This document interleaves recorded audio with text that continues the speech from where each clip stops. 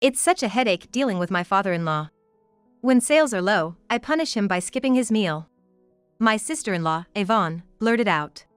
She drives her father to work from dawn till dusk and even withholds his dinner. My brother simply chuckled at this, unfazed by her harsh words. Poor old man. I'll take him in, I offered. Great. I'll be relieved to be rid of that deadbeat. With these words echoing behind us, my family and I began a life under the same roof with my father. As it turned out, my father was a god of fortune in disguise. My name is Sally. A 33-year-old part-time working mom with a husband and a daughter who is a kindergartner. My husband recently took over his father's business, running a small diner. Ever since he was a child, he looked up to his father, who would start working early in the morning and serve piping hot meals with sweat pouring down his face. He once told me that his father was even more of a hero than any football player or superhero. The steam dancing around Dad as he cooked was just magical. I swear he was dancing with the food goddess. This remark made me question his sanity. But I too saw at the moment I tasted my father-in-law's cooking. It was as if he was indeed dancing with a food goddess. We were somewhat of a weird couple. We got married in our mid-20s. And were blessed with a daughter a few years later. Those were probably our happiest days. However, not long after our daughter was born, my father-in-law fell ill and passed away. His absence was a huge blow to my husband, who had already lost his mother. He even considered closing down the restaurant. But his staff and regular customers encouraged him. You're the only one who can carry on his legacy. We want that taste to remain. Only you can do that. Their words inspired my husband, and so he decided to face the challenge, hoping his father would watch over him from the afterlife. However, things were not smooth from the start. Even if he managed to replicate the taste, customers compared him to his father. In other words, he had to surpass his father to be truly recognized.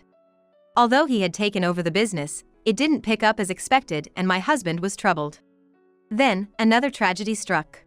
My mother passed away. I was worried about leaving my grieving father alone, but the 1-hour drive made it difficult to visit him regularly. Seeing my concern, my brother offered to move in with my father. I was grateful, but also had mixed feelings. My brother has always been a bit careless. After all, his favorite phrase is "everything will be all right, believe it or not." My brother was always a bit irresponsible. Adding to my worries was my sister-in-law, Yvonne. Oh, your husband's a high school dropout? Unbelievable. She casually tossed at us when we first met. She would openly belittle me. A part-timer? You're a loser as a woman. And they even did not attend my mother's funeral. Apparently, my brother had quit his job to start a cafe and claimed he was too busy. When did you learn to run a cafe? I asked, to which he nonchalantly replied.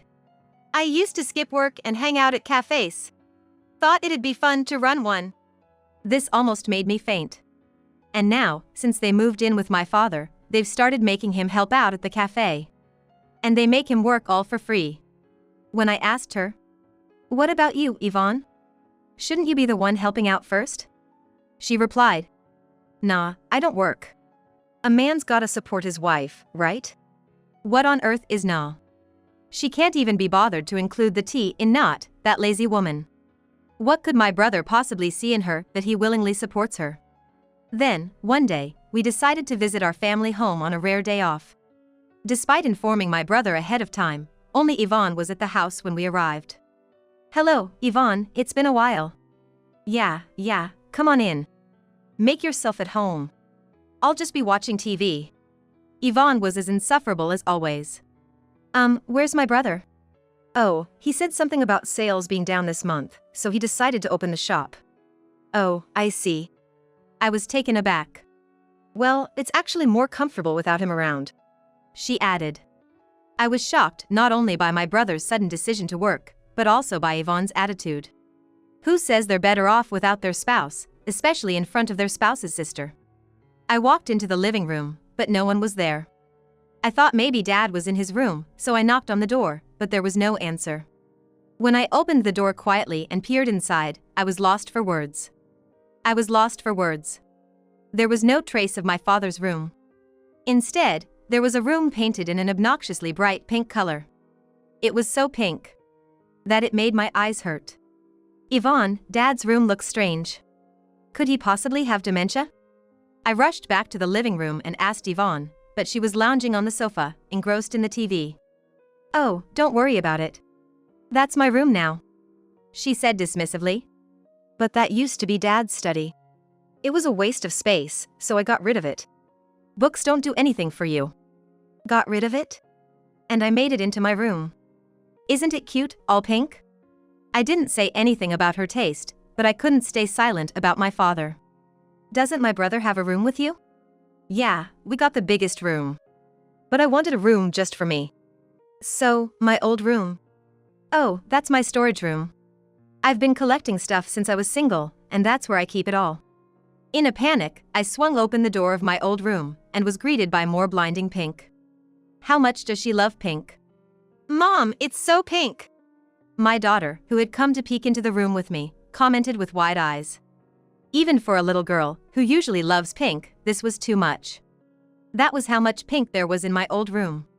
A mountain of boxes stacked up to the ceiling. And pink merchandise covered every inch of the room. I wondered if the floor would give out. But right now, I had more pressing concerns.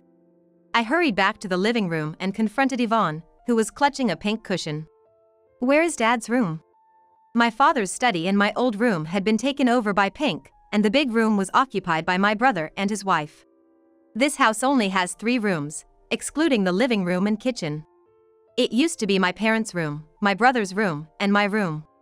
By the way, since my brother moved out, his room became my father's study.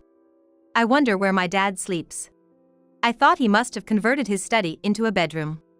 To my surprise, Yvonne said to me, "He sleeps on this couch," as she casually dropped cookie crumbs all over the couch. What? As I was at a loss for words, I heard some commotion at the front door. Upon heading there, I found my father, his face pale, standing with the aid of my brother.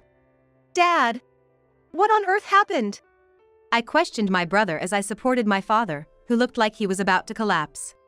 But my brother just shrugged and said nonchalantly, "He collapsed while helping at the shop." He collapsed. What about the hospital? "It's too much hassle." Huh? "Hospitals are just a waste of money. If you're free, can you help me out at the shop?" Who's gonna help you, you dimwit? Get your wife to work first. I found myself shouting before rushing to take my father to the hospital. After returning home, I confronted my brother and his wife. He's been diagnosed with overwork. How much have you been making Dad work? That's right, my father had collapsed from overwork. My dad is now lying on the couch. It's pitiful to see he doesn't even have a proper bed. As my face turned red with anger, my brother and his wife were still grinning. "It's not a big deal. We just had him get up at 3 a.m. to prepare for opening the shop, then he serves customers. In between, he does dishes and cleaning. And after 8 p.m., he closes the shop. Are you a demon or something? Even prisoners get breaks." The anger kept building due to their atrocious behavior. But my brother didn't seem to understand why I was upset. "We're letting him live with us, so it's only right that he helps us out." As I was at a loss for words, my sister-in-law nodded in agreement. "That's right. We are having difficulties because he's not being useful. On days when sales are down, we punish him by skipping his meals. He still doesn't seem to get it though. Oh, of course, he won't get a meal today neither." "What? Hold on. What did you just say? Punishment for not being useful? Skipping meals? This can't be real."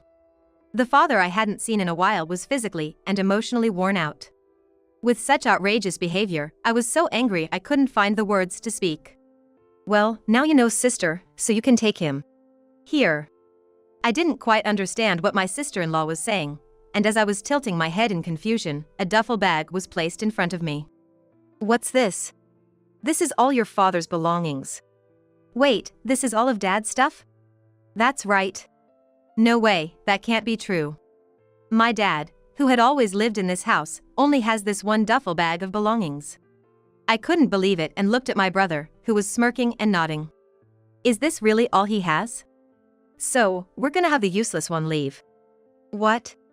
My sister-in-law's words left me speechless, and my brother agreed. "Yeah, it's troublesome to live with him any longer. Since he's not useful, you should take him in, sis. Just as I was about to explode with anger at their outrageous behavior, a cheerful voice echoed throughout the room. Huh, Grandpa's coming to live with us? Yay! My daughter, who had been occupied by my husband, had surprisingly been listening to the conversation. Confused, I asked my daughter, Do you want to live with Grandpa? Yes, I want to live with Grandpa. She's just a little girl. She probably doesn't fully understand the situation, but her words gave me the push I needed. I looked at my husband, who was holding our daughter. Honey. He must have understood what I was trying to say. He quietly nodded and said, Yes, let's do that. Let's take in your father. Thank you. Our family is by no means wealthy.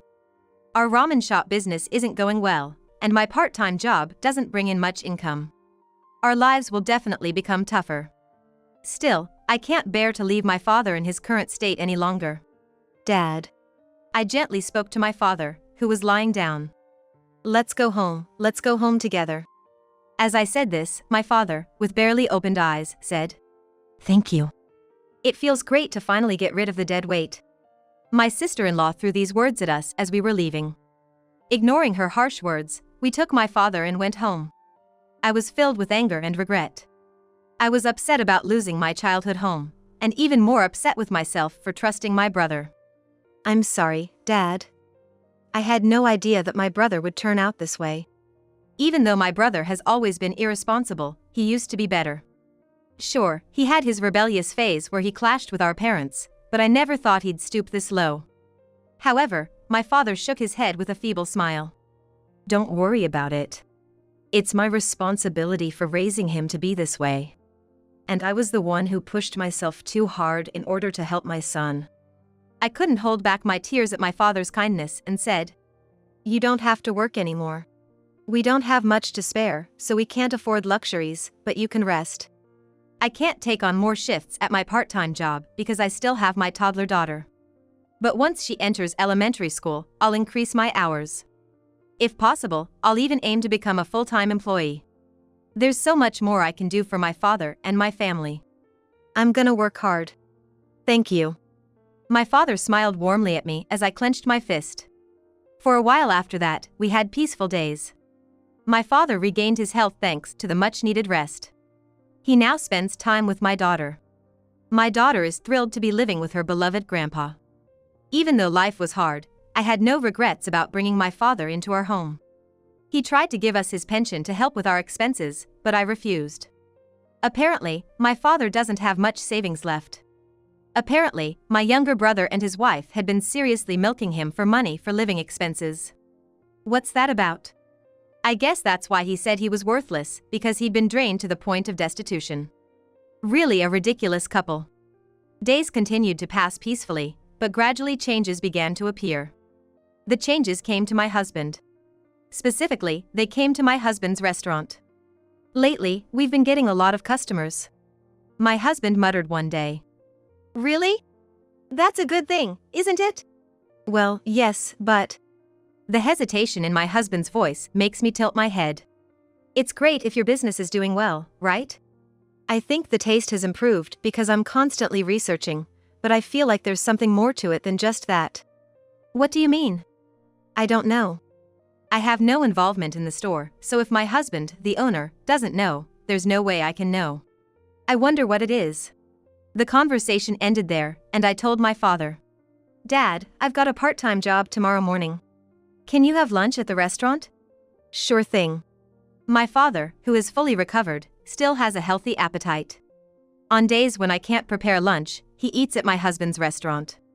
My husband seems to be considerate and tries not to make the meals too greasy, but my father seems to really like the original taste. And he's even paying for his meals. Even if I refuse many times, he won't listen, saying, It's not good to mix business and personal matters. If you're proud of what you're making, you should accept the payment properly. So now my husband seems to accept the payment without arguing.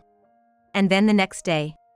My husband came home when I was putting our daughter to bed, and as soon as he entered the door, he shouted, I've figured it out! What have you figured out? The reason why the restaurant is thriving. What was it?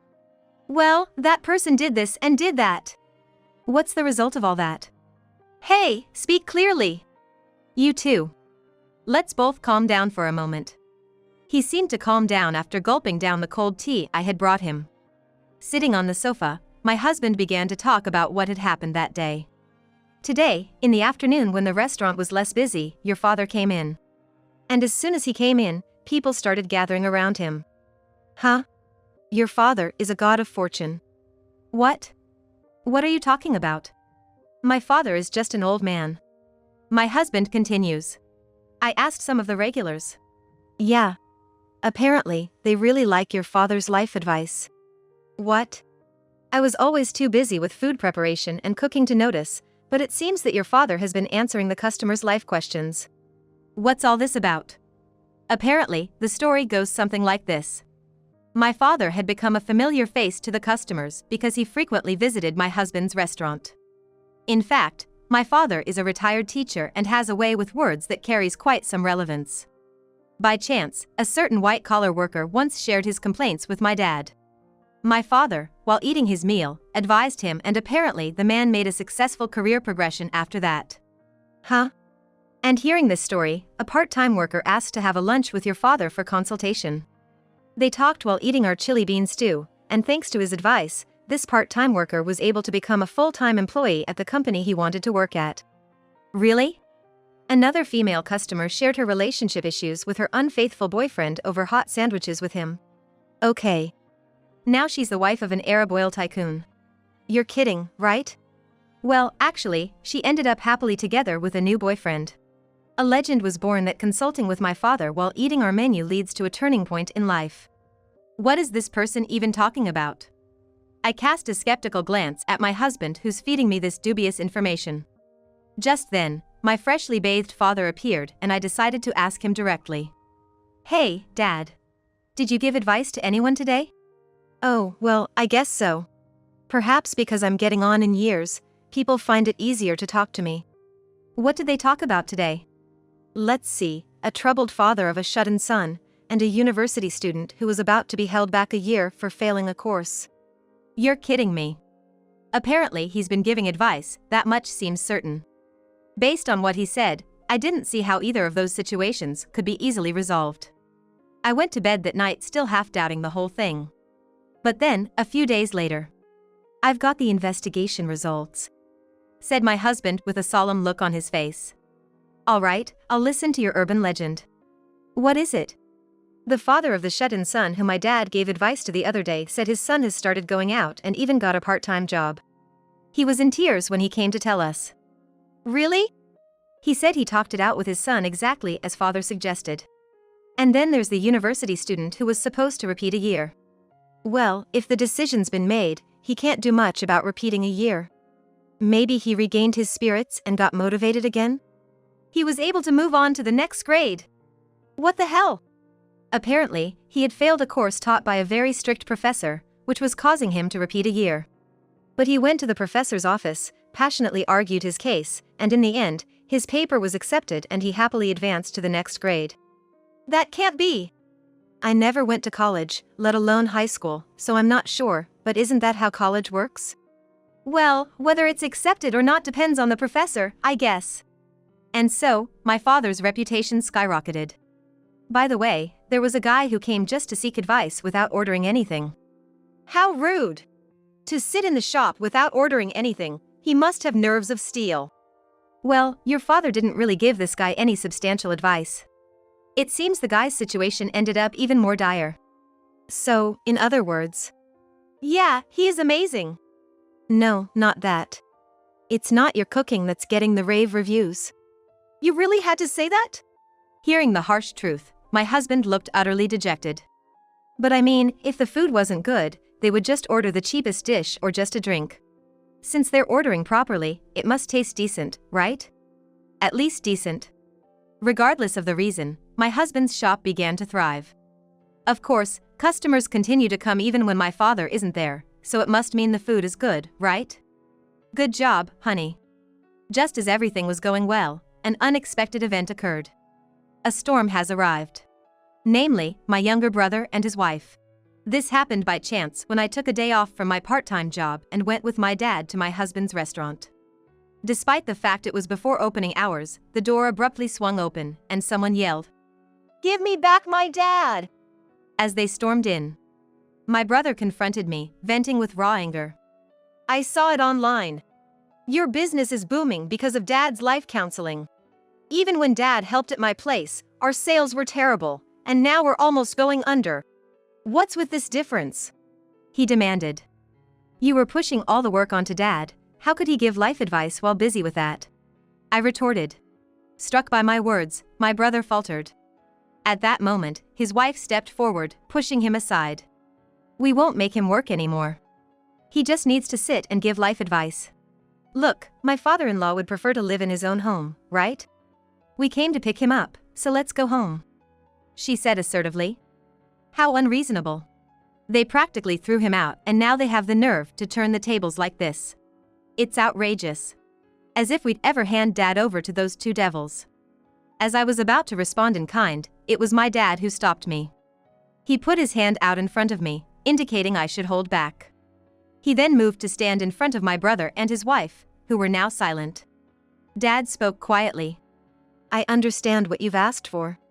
If things continue like this, your restaurant will surely go under. So, you should give life advice in our restaurant." My brother started. "Let me be clear." Dad interrupted. "Those who come for advice primarily want to eat at this restaurant. But your place, a cafe? It's no good, absolutely no good." "But that's not." My brother tried to argue. "It's true." Dad continued. "Did you ever train anywhere to learn how to brew coffee? We thought we could manage by watching some online tutorials." My brother replied sheepishly. "Yeah, that much is clear. Your desserts, like the cakes, are also pretty dreadful. It's no wonder sales are dropping and you're on the brink of closure." "But..." Stunned by Dad's critiques, my brother fell silent. He tried to argue, but couldn't find the words. "Don't disrespect your work," Dad chided him. "Yes," my brother replied, crestfallen. "How can you expect to have any customers if you're this casual about everything? Conversations are based on customers coming to enjoy a good meal. No one would come to your place since it's so dreadful," Dad stated. The statement must have been spot on. My brother was at a loss for words. "Nobody would come for life advice either. Go back to basics and train properly. I won't lend a hand to you two, who take everything for granted," he scolded them. With my brother and his wife not being able to reply, Dad shouted once more. "Don't disrespect your work." After that, my brother and his wife left, unable to keep up with my father's momentum. It turned out that they left after talking to Dad without eating anything at my husband's restaurant. So, what happens next? Well, they say that giving advice without any food makes things even worse, right? It seemed that my brother's restaurant closed down without much ado. The debt they incurred when opening the place not only remained unpaid, but continued to pile up beyond their capacity to repay.